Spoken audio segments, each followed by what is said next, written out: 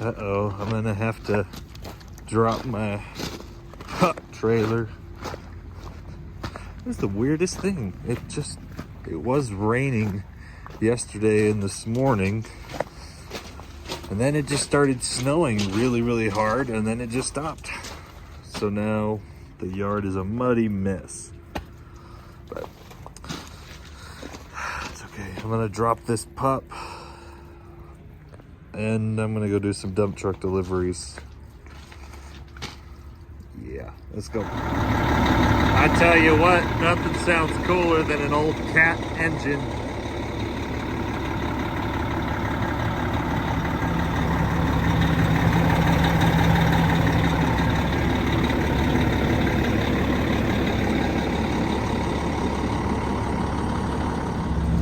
All right, I love the water dripping out of the bed of the dump truck. I got all my hoses disconnected. I've got two electrical, plus my red and my blue air lines, and my big hydraulic hose. You gotta make sure you disconnect all these. And let's see, you gotta get your safety chains off.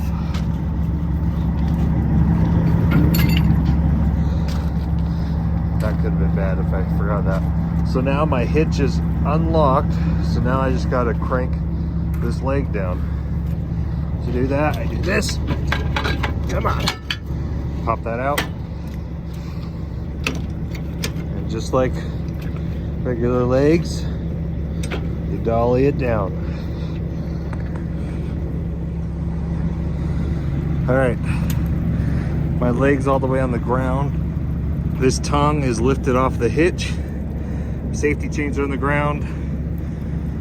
We are completely disconnected, so I'm good to drive forward now, but you gotta make sure, I mean, just the amount of times we've had to replace the hoses, the hydraulic hoses, the air lines, you can't pull away without double checking. And I've done it too. You know, I'm a little bit ashamed to say, but you know, you learn by experience. I've ripped air lines off before. Not off of this one, but you know, trailers, so you get to the point where you got to always be thinking, what hoses did I or did I not disconnect? So we're good to pull forward.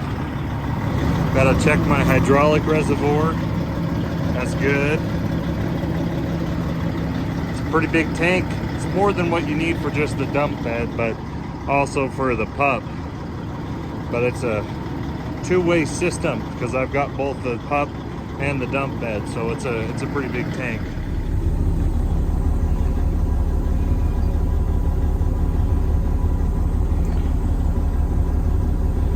Luckily, I'm not loading today, so it's easier for me to record. So we're gonna haul 16 tons. We're gonna take 6 trips to this place in Mountain Green, like on the way to Snow Basin.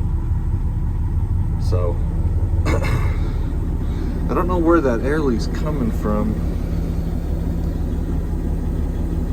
I can hear something. It might be, I don't know what that is. That's interesting. Got a check engine light. Not quite sure what that is about. They've got a leak somewhere. Maybe it's one of these knobs. So I figured out it's this valve right here that's leaking. I don't know why. I don't know if I have to bleed it off or something, but that's the valve. When you switch the PTO to the pup, you pull that up. So I don't really know.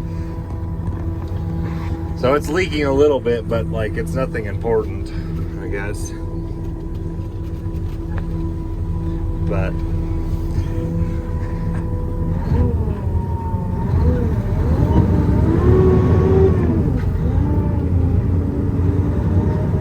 anyways, yeah. Just waiting for my air tanks to fill up. I've got my suspension dropped, so I gotta wait for my 2 drop axles to completely put weight on themselves, and then we'll head off. And I'm kind of thirsty, so I think I'm gonna stop at the Maverick. They're tearing down this big mill, or grains, whatever this is, grain. At the next stop sign, turn right. Okay, shut up. need to turn my navigation off. This is a pretty big project. I don't know if you can see that. They're tearing all these grain silos down. Kind of cool. I don't know if the whole building's going down, but we'll see. It's a pretty big demolition project. Out with the old and with the new. Of course, you know I go to Maverick for brunch. Lunch, dinner, breakfast, every single meal. I swear they put crack in their burritos. No. I had to stop. Let me roll my windows up so this giant cat engine isn't so darn loud. I had to pull over for a second. One of my driver's loads canceled, so I just booked him a different load. Kind of stressful, you know. It's not easy being a dispatcher and a driver at the same time. So we're gonna get going to this delivery, and hopefully I have no more hiccups. Because all I want to do today is drive. I don't want to dispatch nobody, but that's what happens. Things come up, loads cancel, loads get delayed. You got to find new loads. So, but I think we're good now. I think I'm good until today's Friday, so I think I'm good until the weekend. I don't have to book no more loads. I just want to drive my dump truck. Let's go. Now, don't be mad at your local truck drivers that are hauling driving dump truck. You know, don't be pissed at them if they're going slow. Oh, I need to shift again. There we go. Oh, I love the 18 speed splitters. Yeah, don't be pissed at these dump truck guys. They're just going as fast as you can. You don't realize how heavy these guys really are. You know, with our truck and pup, I think we're rated up to 110,000 pounds. If I've got my pup fully loaded and I've got my truck fully loaded with my big, thick steer tires, I think I can be up to 110 legally. And some dump trucks can be even more than that. So, you know, be courteous to the dump truck drivers, you know. I know that they're kind of looked at as the outcast of the truck drivers, but they're hauling a lot more weight than most of the guys you see on the road. So, you know, just be courteous. Just be courteous. We're going up. This is I-84. Once it splits from I-15, we're going around South Weber, and Layton is up on the left, and then South Ogden's on the, Layton's on the right, South Ogden's on the left of the freeway. And then we're going to go through Morgan Canyon up to, I don't know if it's Mountain Green, it's past Mountain Green, but this is the way you take to go to Snow Basin Ski Resort if you're on the south side of Ogden. So, anyways, and also keep in mind, what was I going to say? I was going to say something pathetic, but I forgot. Good morning, it's Friday. It's almost the weekend. I can almost stop thinking because I don't have trucks moving.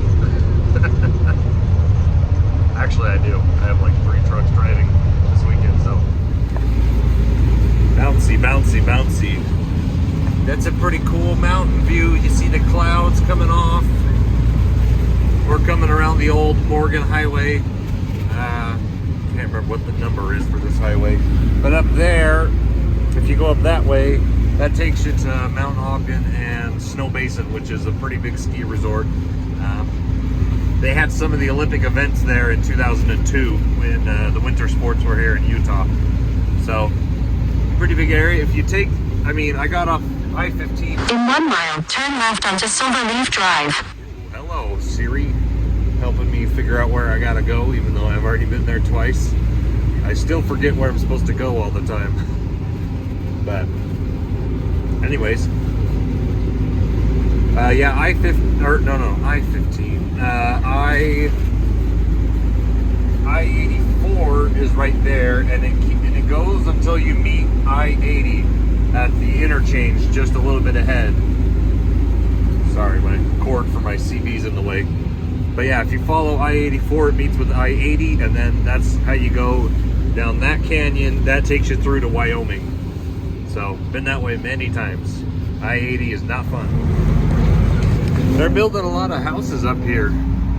I mean, I understand why. Look at that view. Holy moly.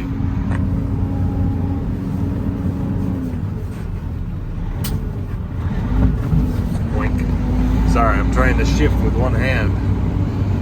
Just the views up here. Holy cow, these winding roads. A lot of these houses, I don't know if people actually live up here, or I think most of these places get rented out as either summer or winter.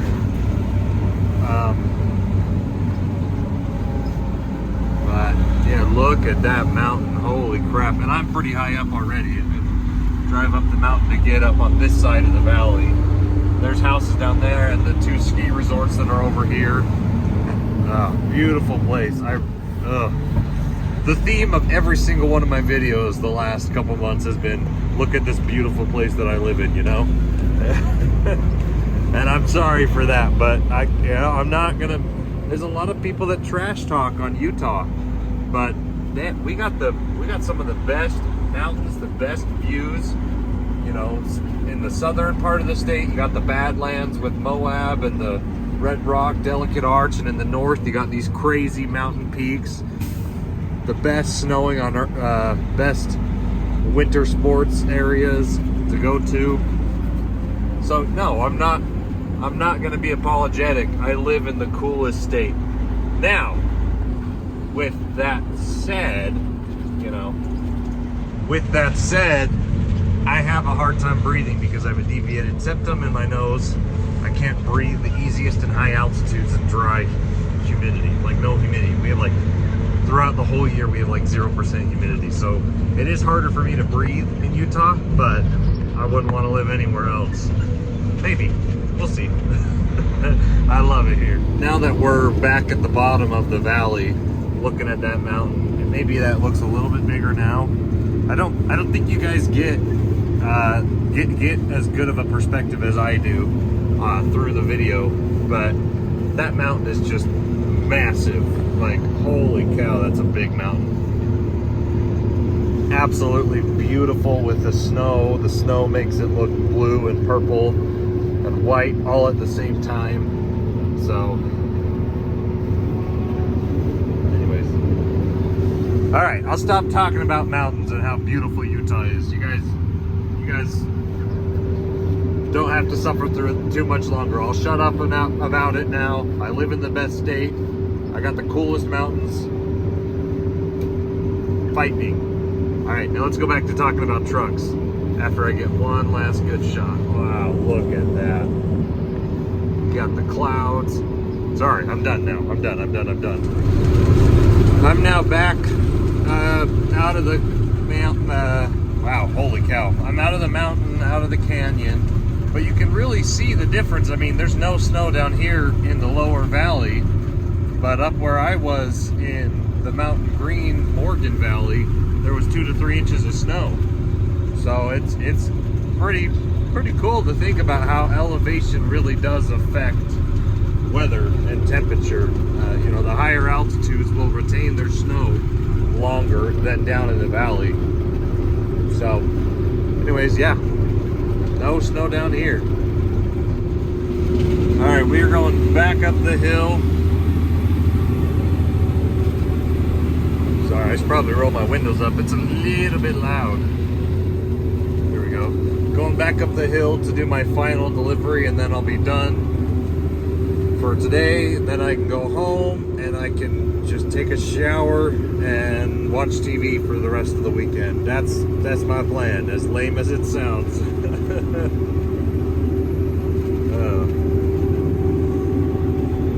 Almost done for the day.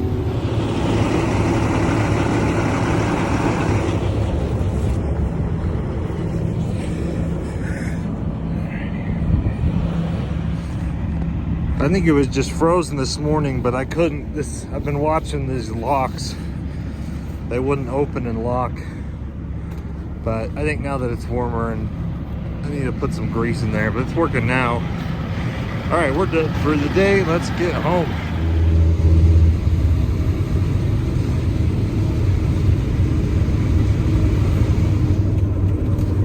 Roll my windows up so I can hear myself think.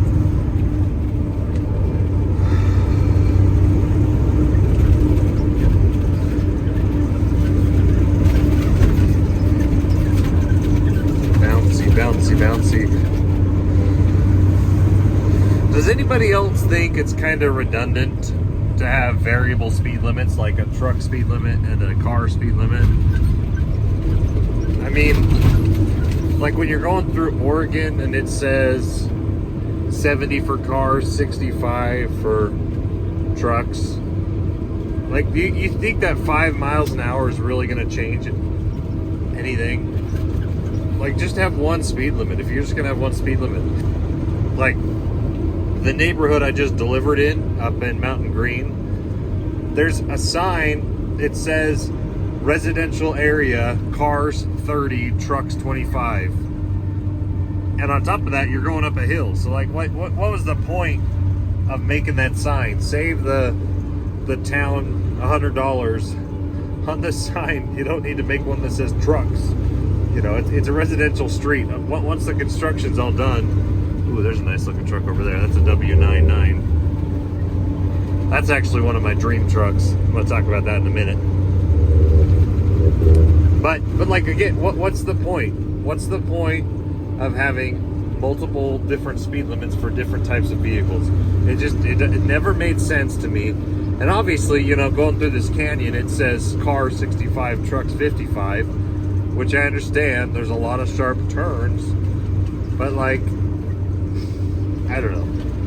What do you think? Like, are variable speed signs having one for cars and one for trucks, are they necessary?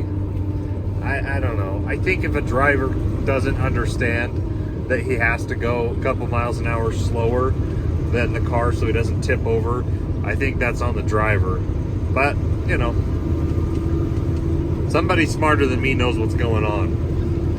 But I just think they're dumb and redundant. And like when you're going through California, 55 for all trucks, 65 for all cars. I don't know.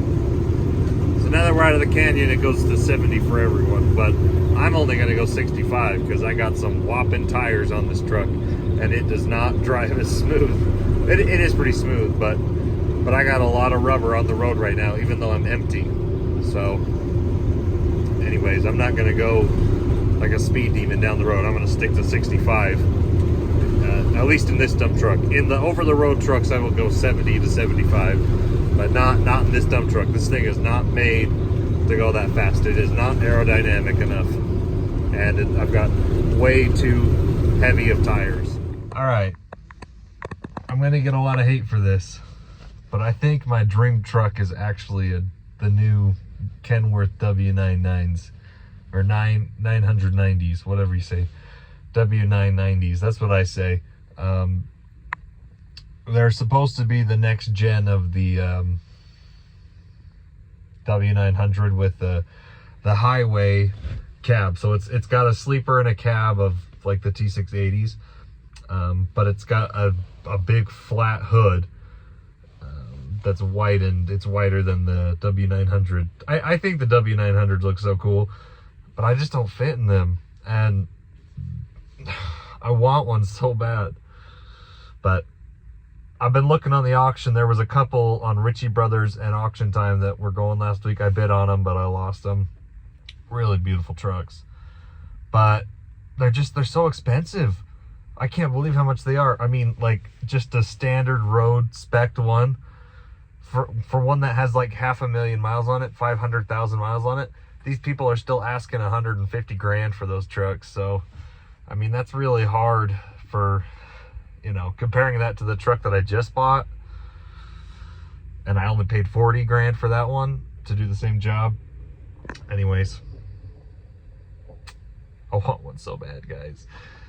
And on top of that, there aren't any glider ones. I can't see any glider ones. So if I did get a W990, I would run it until I had the first major engine problem, and I would yank it out and convert it to a Detroit 12.7. That's what I would do. I'd have that truck forever. I would baby it. First major overhaul I would need, I would just rip it out and do an out of frame, put a 12.7 in it. And I know I wouldn't be able to go to I wouldn't be able to go to California, but I don't care. So anyways, also on another note, I know a lot of people are hating on the new Peterbilt. It's too bright outside. What the heck? I thought it was winter. A lot of people are hating on the new Peterbilt 589s. I love them. And that's not just because I'm freakishly tall and I don't fit in the 389 cab. The 389 does have a lot more room than the W900. So I do like the Peterbilts. They do tend to fit me more than the Kenworths do. But I absolutely love the cab of the sorry, somebody started a generator or something over there. It's really loud. I absolutely love the cabs of the 579 and the 567s, which are the trucks that we have, the highway flat round nosed Peterbilt trucks that they have. So I already like those cabs. I love that they have the flat hoods with the more luxurious cabs. So anyways, I'll get a lot of hate for that, but I love the next generation of trucks.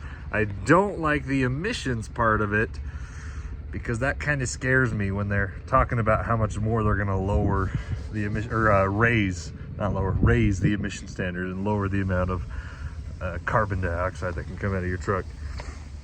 Yeah, that kind of scares me a little bit. Did you hear this thing? I don't know if you guys saw in the news, but they're the new 2025 and 2026 model of cars. Some of them are coming out with instead of a DPF filter, like a diesel particulate filter, they have GPF filters, gas particulate filters for their emission systems now. I don't know if you've seen those. Those look scary as crap. Everyone's cars are going to plug up and have emission problems just like the semi trucks. So anyways, have a good weekend, guys. Catch you in the next video.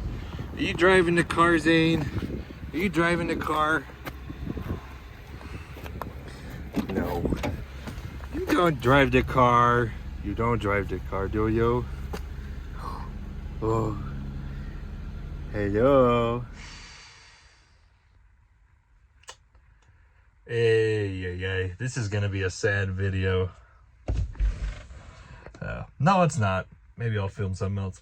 I like to use clips when I'm making my YouTube videos, so not all my videos that come out are going to be synchronized order.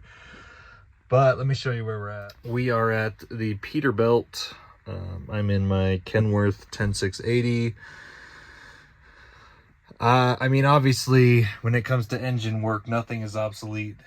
There's our day cab truck. That's the one I took to California in the last video. The DPF was getting a little bit hot, so the warranty checked it out. Turns out the DPF was having problems, so the warranty is going to pay for the new DPF work. But I'm in this truck, and I'm 90% sure this truck needs a head rebuild. This truck was just here a week and a half ago at Peterbilt. They did some turbo work on it that was warranted, but my driver took it about, I think it's been almost 3,000 miles now, and the coolant was basically black. There was so much oil in the coolant, so I think the headliners are bad. It's seeping and eating coolant and oil. It's not pretty. So we drained the oil out of it, put some coolant in it, and I just drove it over here. The warranty will pay for it if the engine's bad, but God, it sucks, man. It really sucks. Why you can't take $2 a mile freight? That's not worth it, because I mean, this is a nice truck. It's only got 510,000 miles on it. We service it regularly, and I think it needs an engine job. The warranty, I believe, maxes out at $25,000, depending on how they price it, because they just raised their the wage for their labor per hour at Peterbilt. I think it's $200 an hour they charge for their jobs, which is, I don't know. It is what it is. It's going to be about $35,000 for just a rebuild on these new Cummins engines. So I'm out of pocket 10 grand even with warranty. So it is what it is. We've been kind of watching it for a while. We've done samples, and the last couple months the samples have been bad, so it's been building up for a little bit. But anyways, so that's what we're doing here at Peterbilt. We've been pretty lucky. Last year I don't think we had any engine problems. We did do a transmission job last year, but I don't think we had to do any engine jobs really. We've been pretty lucky last year. 2 years ago was really bad. We had like 5 within like a 2-month period that all needed engine jobs, so that was not great. But it still sucks because I'm already short on sleeper trucks. I need more sleeper trucks, and now I'm down 1 sleeper truck. So I'm trying to buy one. There's a guy I'm haggling over. He's in Kansas City. I'm trying to get him to drop his price 5 grand on a truck. There's a really nice truck in Kansas City I'm trying to buy, but anyways, we'll see what happens. But this is why you can't take cheap freight, because you just have to figure your costs. Every couple of years you're gonna need to do some major engine repairs or something, so it's not worth it. You can't run for the cost of fuel and permits. You got to make a little bit more than that. So if you're not making above $2 a mile consistently, park the truck. It's not worth it. So here's the truck. I believe this one's a 2018 or 2019. Beautiful truck. And that one's a 2019 as well. This one's not as serious. Let me show you this though.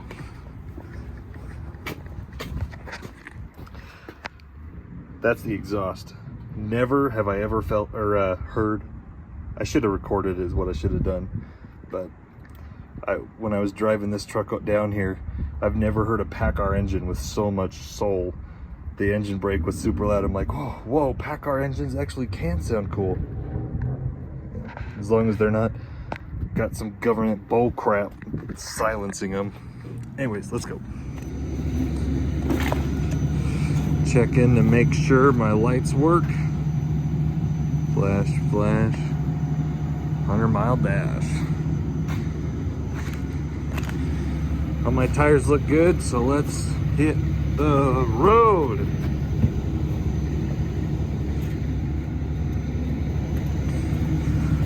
Yipper dipper do, guys. Let's go. You know, there's something about a Saturday that is super nice. I love delivering loads on Saturday. The roads aren't too busy. Driving my nice little day cab. All right. I'm gonna stop at this Maverick and get some lunch, and then we're gonna go deliver across the freeway.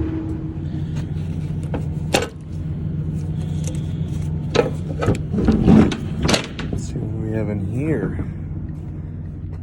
Good. I believe this load is, see, this load's coming from California. Throw the seal in there. So sometimes they like you to throw the seal, sometimes they don't care. I don't think these guys actually care. But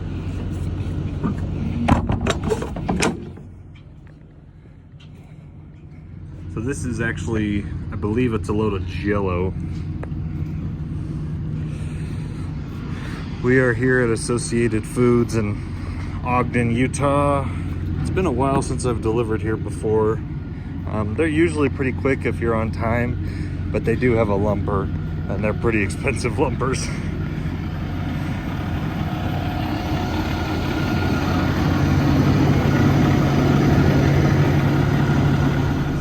That guy didn't slide his axles back. Nobody that I can see here has slid their axles back. So, Stokes guys didn't either. Nice. That is a sick W900. I don't know if you can see it. I want an old W900 like that, but I just don't fit in them. That dude probably has no leg room. Well, I just heard him click it in, so I walked in, but that light is not blinking. So, I'll wait for them to call me because I know this place has lumpers. Fun.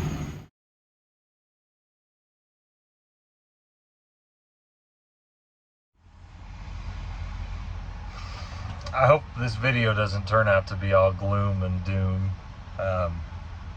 Looking at the spot board, it's not looking good right now.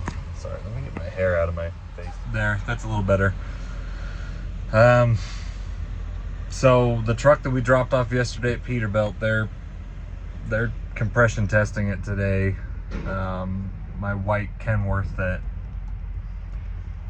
I don't know, the guy, of course they're gonna act impartial when you drop the truck off. To be like, oh yeah, we'll test it and see. I need to shave my beard again. My hair's sticking out again. I don't know how I feel about that. Because this side I got like a bald spot. Anyway, that doesn't matter. So we dropped the truck off. They're gonna test it. I don't want to get my hopes up, but it's gonna probably need a head rebuild. That was, we drained that coolant surge tank and it was like half oil. It was completely oil. So unless they did just do some turbo work on it just 2 weeks ago, so unless that wouldn't have had anything to do with it, I don't think. So the truck's gone about 3,000 miles since they did the turbo work, but I just don't want to get my hopes up, and I'm already maxed out on sleeper trucks as it is. I need probably 2 more sleeper trucks because I don't have any backups. You know, the driver that was driving that truck, luckily he's easygoing, and you know, I'm making it up to him, but he's going to take one of my day cabs because he's got a load going up to Portland next week. Yeah, I think he's got a load going to Portland, and he's being easy and going with me. He'll take the day cab. Oh, I just felt that they're unloading me. So but he's got his load up to Portland, so I'm just gonna have to get him hotels for this load. But anyways, the good news is I'm trying to trade in this truck that I'm in right now. Let me show you this truck. So this truck that I'm in right now, it's a 2018 day cab. It's our backup truck. It only has 26,000 miles on it, so you know, it's basically brand new. But I'm trying to be respectful. I got a bunch of people driving around. It's a nice little truck, 10-speed manual, but I wouldn't kill. But I would love to have this truck be a sleeper, just because I don't have any sleeper trucks, and I need sleeper trucks right now. So there's this one there's 2 trucks I'm looking at. There's one in Kansas City. There's one in Twin Falls, Idaho. I like the one in Kansas City better because they've got a 2-year, no, 1.5 years, 400,000 mile free warranty. Like the last truck I just bought, I had to pay for the warranty, and this one comes with a warranty with extension, and it only has 260,000 miles. They're only asking 78,000 for it. So I think that's a pretty good deal because that's only 20 grand more than the total cost I spent in the last blue truck we picked up in Sacramento, and it's purple. So I don't know. We're looking. I need to get some sleepers ASAP because I don't know. It just takes so long to get a truck, and I don't know. Well, we got some good things coming. The market looks pretty bad for the spot freight. I don't know how some of you guys are running on the spot board only. You can't do that right now. And this is the prime reason why, you know, you have an engine go out, you're out the time it takes to rebuild it, plus however much the warranty won't pay for the truck if you don't even have warranty. You can't run for nothing, guys. Your trucks depreciate, they break down, and they're expensive to run. You cannot run for nothing. You can't run for free. So yeah, it's hard. Park your truck. If you can't make money, go get a job driving for somebody else, because it's not worth it for most people right now in trucking. So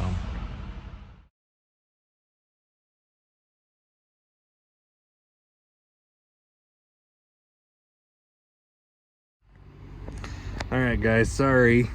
My phone died when I was at Associated Foods delivering this load, and well, they left me 12 cans of chili bean mix.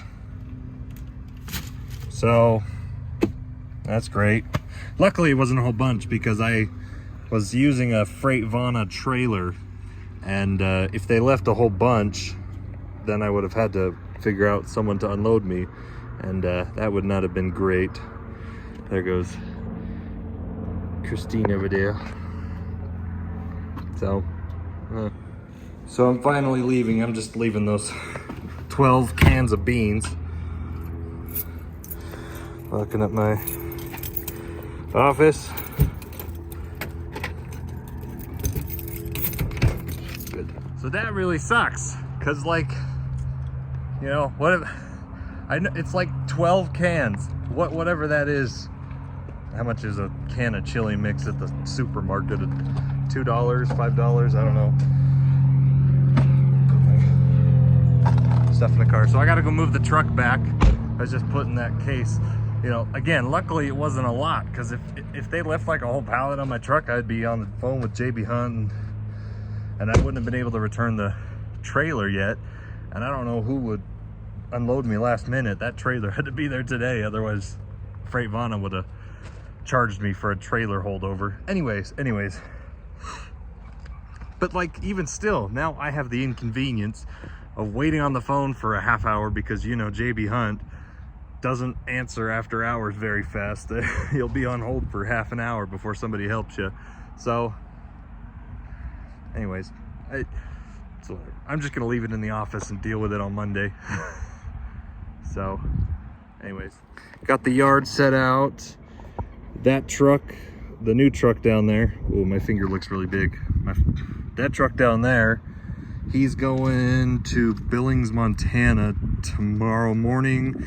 And that truck right there, that blue day cab, that's my driver that was driving the Kenworth truck. He's gonna be taking a day cab for the next week till I can figure out if I can buy another truck for him to drive, or if, you know, hopefully there's a little bit of wind, dust storm.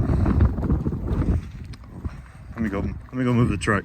But I gotta figure out what to do, because, you know, he's an over-the-road driver and he's using a day cab, so I gotta figure out what to do to, I'm gonna be paying for a lot of hotels for him, because he's got a lot of pre-booked loads I got for him. And anyways, it is what it is.